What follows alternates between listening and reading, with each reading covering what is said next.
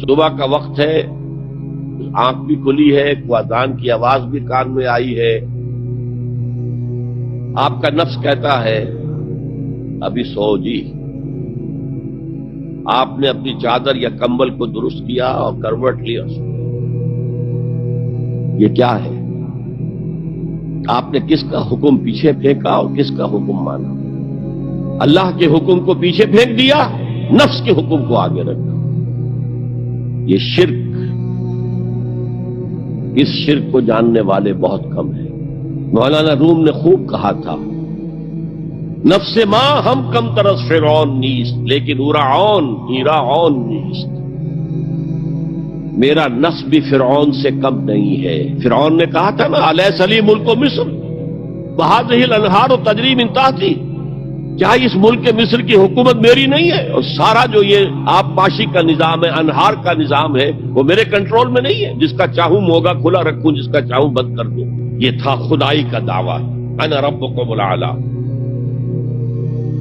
تو مولانا روم کہتے ہیں میرا نفس بھی اس سے کمتر نہیں ہے۔ وہ کہتا یہ جسم میرا ہے، اس پر میرا حکم چلے گا، میں نہیں جانتا کون اللہ کون رسول، کیا حرام کیا حلال۔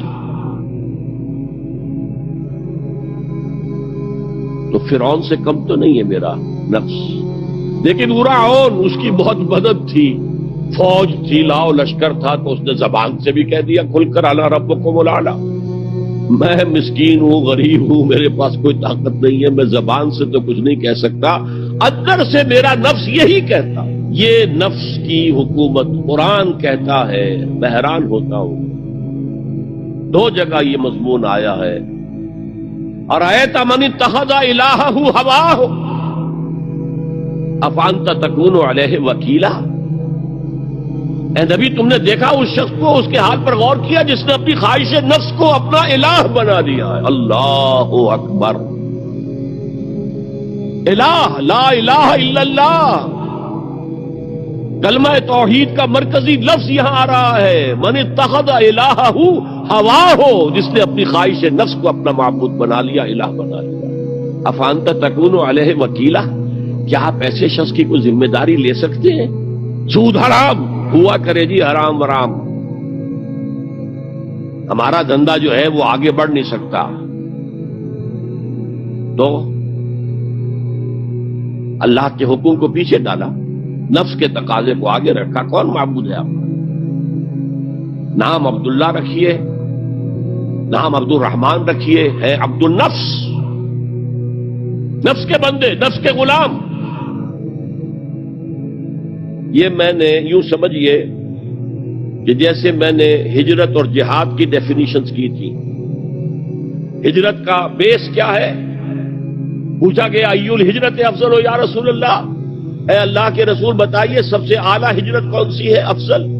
فرمایا ان تہجر ما کرہ ربک، ہر اس چیز کو چھوڑ دو جو تمہارے رب کو پسند نہیں۔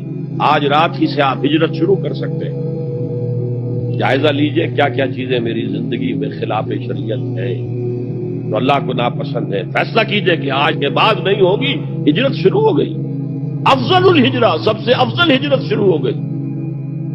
لیکن ٹاپ پر لے جائیے تو یہ ہجرت جب اللہ کے دین کو قائم کرنے کی جدوجہد اس مرحلے پر آ جائے کہ اب باطل کے ساتھ ٹکراؤ ہے اور اب چاہیے کہ ساری قوت ایک مرکز پر جمع ہو جائے، ہجرت فرض کر دی گئی۔ وہ ہجرت گھر بار چھوڑ کر، اہل و عیال کو چھوڑ کر، اور مکے کے بھیڑیوں کے رحم و کرم پر چھوڑ کر اپنے گھر والوں کو، جو لوگ ہجرت کر کے آئے، حکم تھا۔ ہجرت مدینہ فرض تھی، ہجرت حبشہ فرض نہیں تھی، صرف اجازت تھی کہ جن سے سختیاں نہیں جھیلی جا رہی مزید وہ چلے جائیں۔ ہجرت کا یہ ابتدائی نقطہ، انتہا یہ جہاد، المجاہد من جاہد نفسہ، جہاد تو یہاں سے شروع ہو گیا، اپنے نفس کے خلاف جہاد کرنا۔ صبح نفس نے کہا ابھی سو جاؤ، آپ نے نفس کی بات کو رد کیا، اپنا کمبل اٹھا کے پھینکا، اٹھے، وضو کیا، نماز کے لیے آپ مسجد چل دیے، آپ نے جہاد کیا نفس کے خلاف۔ یہ افضل الجہاد ہے۔ اور سب سے چوٹی اوپر یہ ہے کہ جب وہ حق و باطل کی جنگ ہو تو جان ہتھیلی پر رکھ کر میدان میں حاضر ہو جاؤ۔ افرأیت من اتخذ الہہ ہواہ افانت تکون علیہ وکیلا، کیا تم نے غور کیا اس شخص کی حالت پر جس نے اپنی خواہش نفس کو اپنا معبود بنا لیا، الہ بنا لیا، کہہ رہا ہے لا الہ الا اللہ، لا الہ الا اللہ، لیکن الہ تو اس کا نفس ہے۔ اب اس کو انتہا پر لے جائیے۔ عہد حاضر کا سب سے بڑا شرک عوامی حاکمیت کا تصور ہے۔ حاکم اللہ کے سوا کوئی نہیں، ان الحکم الا للہ۔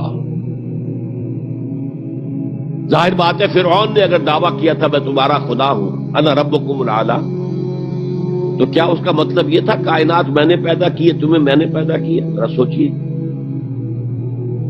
کیا وہ بزرگ موجود نہیں ہوں گے جنہوں نے اسے دیکھا ہو کہ آج اس کی ولادت ہوئی تھی، کل اس کی کوئی اور سیری بنی ہوئی تھی؟ یہ کیسے دعویٰ کیا تھا؟ میرا حکم چلے گا، میں نہیں جانتا، الیس لی ملک مصر، مصر کی حکومت میری ہے کہ نہیں؟ یہ دعویٰ تھا، یہ خدائی کا دعویٰ۔